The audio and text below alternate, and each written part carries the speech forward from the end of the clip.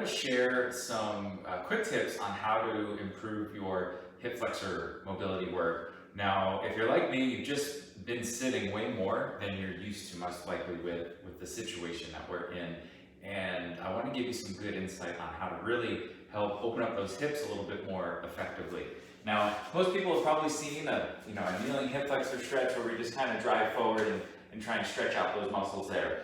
Now, if I see somebody driving this far forward, I know there's two things going on, one of two things going on. One, they're hypermobile and they don't need to be doing this stretch because they have too much range of motion there. The other is they're actually just driving it right through their lower back and hitting more of the lumbar spine versus the hip flexors.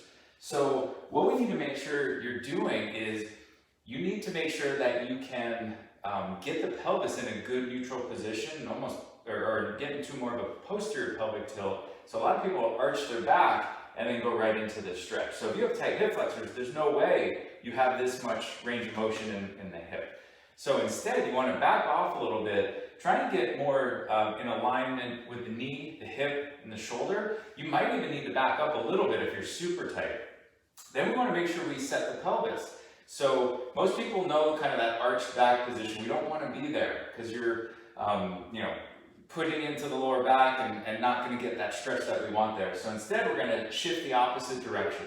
So if you imagine like your hips were a bucket of water, all the water is pouring out the front. We want to get it level. So instead, we're going to tuck the pelvis under. So think about hiding your butt and bringing your belt line up. Now, when you do that, you probably already feel a stretch. And even if you try to move forward, you're not going to be able to go anymore because that's the amount of hip extension that you have. And this is where we're going to hold that stretch.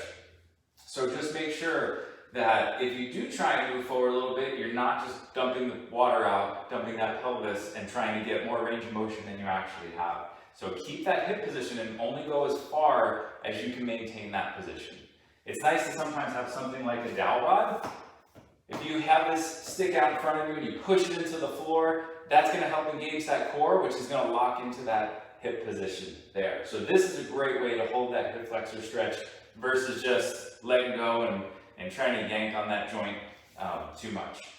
One other tip I really like to do, a lot of people not only have issues with their hip flexors and getting into hip extension, but they also have issues in internal rotation. So a way to add to this stretch, if you take your back foot and then turn it out slightly, when you turn it out, your hip actually goes into internal rotation. And now we're going to do the same exact thing we just did, but now get a little bit of rotation of a stretch and working on those hip flexors at the same time.